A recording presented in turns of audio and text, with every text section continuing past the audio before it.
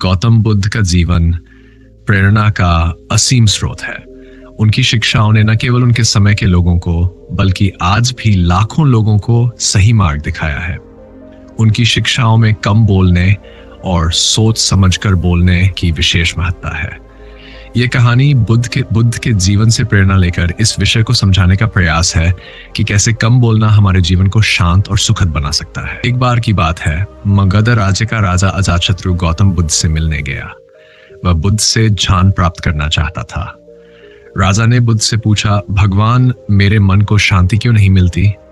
मैं इतना बड़ा राजा हूं, मेरे पास सब कुछ है, धन, राज्य, यश, फिर भी मैं अशांत रहता हूं।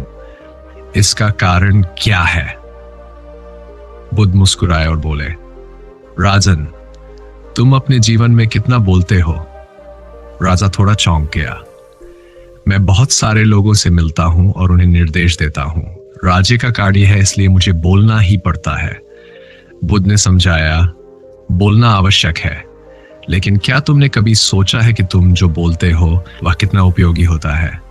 शब्दों का अधिक उपयोग अक्सर हमें अनावश्यक चिंताओं में डाल देता है। कम बोलना और सोच समझकर बोलना मन की शांति के लिए महत्वपूर्ण है। राजा को बुद्ध की यह बात तुरंत समझ नहीं आई।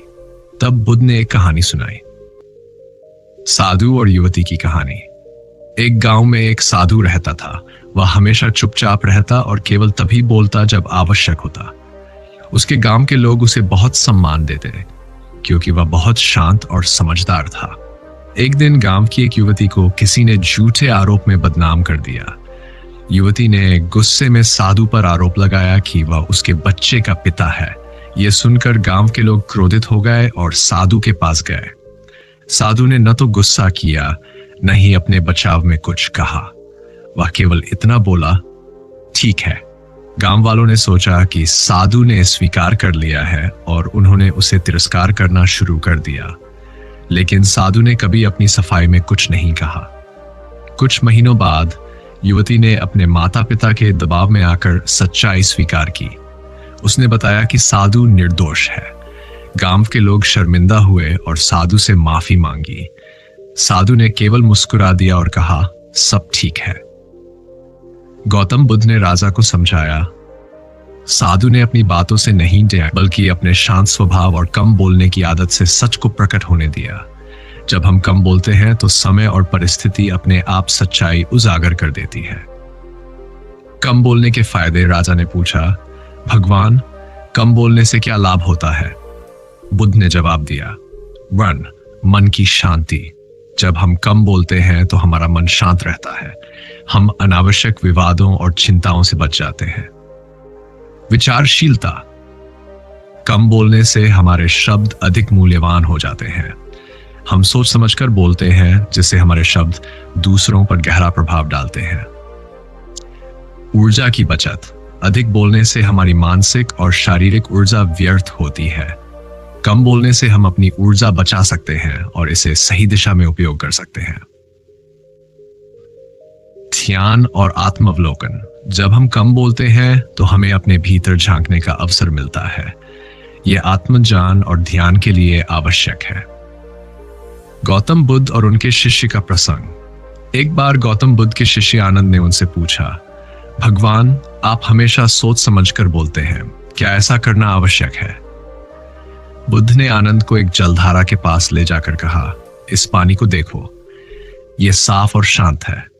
जब यह बहता है तो इसकी धारा सीधी होती है और यह सबको लाभ पहुंचाती है, लेकिन जब इस पर पत्थर फेंके जाते हैं तो यह गंदा और अशांत हो जाता है। बुद्ध ने समझाया, हमारे शब्द भी जलधारा की तरह होते हैं। जब हम सोच समझकर बोलते हैं तो हमारे शब्द दूसरों के लिए लाभदायक होते हैं, लेकिन जब हम अनावश्यक और जल्दबाजी में बोलते हैं तो हमारे शब्द अशांति फैलाते हैं। कम बोलने का अभ्यास कैसे करें? भगवान, मैं अपने जीवन में कम बोलने की आदत कैसे डालूं? बुद्ध ने निम्नलिखित उपाय सुझाए। पहले सोचें, फिर बोलें। बोलने से पहले यह सोचें कि क्या आप जो कहने जा रहे हैं वह आवश्यक, सत्य और उपयोगी है। मौन का अभ्यास करें। दिन में कुछ समय मौन रहकर अपने विचारों को संयमित करने का अभ्यास करें। ध्यान लगाएं। ध्यान के माध्यम से अपने मन को शांत करें। जब मन शांत होगा तो अनावश्यक बोलने की प्रवृत्ति कम हो जाएगी।